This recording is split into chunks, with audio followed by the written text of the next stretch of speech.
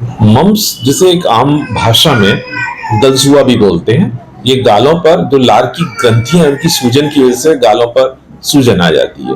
और ग्रंथियां तरह तरह की लार की होती हैं, लेकिन उसमें जो सबसे खास है, अधिकतर जो मम्स का जो विषाणु है, वायरस है, उसके पैरामिक्सो वायरस बोलते हैं, उसके संक्रमण से लार की ग्रंथियों पर सूजन हो जाती है।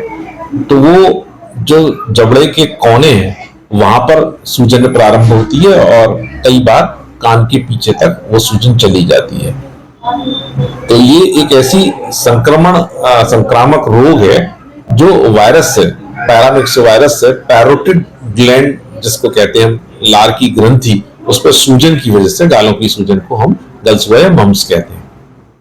ये बच्चों से लेकर किशोरावस्था और वयस्क अवस्था में भी ये कई बार पाई जाती है, लेकिन 2 वर्ष से कम की उम्र के बच्चों को ये बीमारी कम मिलती है और 1 वर्ष से कम छोटे बच्चों को तो ना के बराबर होती है।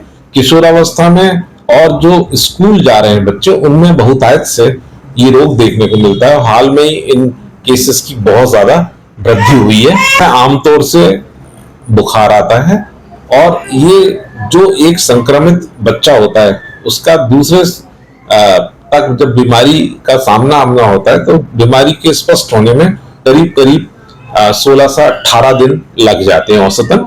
और बीमारी प्रारंभ होने के 2 दिन पहले से अगले 3 से 5 दिन तक दूसरे किसी भी बच्चे को संक्रमण उनके संपर्क में आने से खतरा रहता है। और एक और बात है कि ये एक ऐसा वायरस है जो सिर्फ मनुष्यों में ही जो है मनुष्यों में ही पाया जाता है। ये मम्स जो वायरस की वजह से बीमारी होती है, ये केवल मनुष्य जाति में ही देखने को मिलती है। और आमतौर पे ये जब हम लोग बसंत जो ऋतु कहते हैं और जब हल्का जाड़ा रह जाता है, तब ये वायरस के लिए एक नैसर्गिक वातावरण होता है जहां पर इसके पनपने का सर्वाधिक चांस रहता है। इसका बचाव ये है कि अगर जो बच्चे हैं, ये जो संक्रमण फैलता है वो ड्रॉपलेट, एयर ड्रॉपलेट इन्फेक्शन होता है जो खांसने या छींकने या उस संक्रमित रोगी के लार के संपर्क में आने से हो सकता है। अगर हम कोई ऐसा गिलास में किसी ने पानी पिया है और उसी गिलास से पानी अगर दूसरा बच्चा पीता है, तब भी ये संक्रमण हो सकता है। तो सामने अगर कोई मम्स का रोगी बच्चा है तो उसके संपर्क में आने से खांसने या छींकने तक एक निश्चित दूरी तक हवा में विषाणु फैल जाते हैं और वो सांस के मार्फत जाकर इन ग्रंथियों को प्रभावित कर देते हैं, जिसमें लार की ग्रंथियों पर सूजन आ जाती है। इसलिए इसके बचाव का सबसे बड़ा जो तरीका है वो ये है कि हम लोगों को इसके बचाव के लिए टीका लगवाना चाहिए। जो MMR का टीका होता है, जो 3 बीमारियों के खिलाफ होता है, मम्स, मीजल्स और रूबेला, वो 2 बार लगाया जाता है। एक बार 9 महीने की उम्र पर, दूसरा 15 महीने की उम्र पर। तो ये टीके जिन बच्चों को लगे होते हैं, उस टीकाकरण के कारण एक ऐसी प्रतिरक्षण शक्ति शरीर में आती है जो मम्स का बचाव करती है। तो पहला कदम यह है कि किसी बच्चे को बचाव के लिए उसका इस बीमारी के खिलाफ टीकाकरण होना अनिवार्य है। दूसरा तरीका यह है कि जब हमको पता लगता है कि परिवार में या हमारे पड़ोस में या स्कूल के किसी बच्चे को मम्स की तकलीफ हो रही है, तो उसको अलगाव की जरूरत होती है।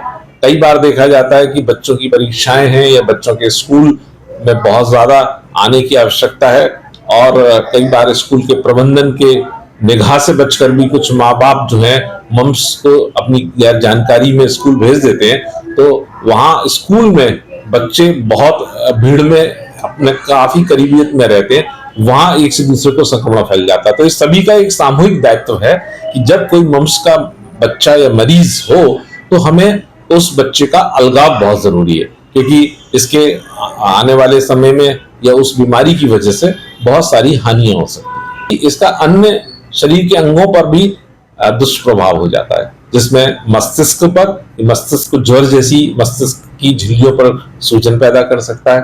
ये जिगर में, जिसे हम लिवर बोलते हैं, उसके अंदर सूजन पैदा कर सकता है। हड्डियों के जोड़ों में को प्रभावित कर सकता है।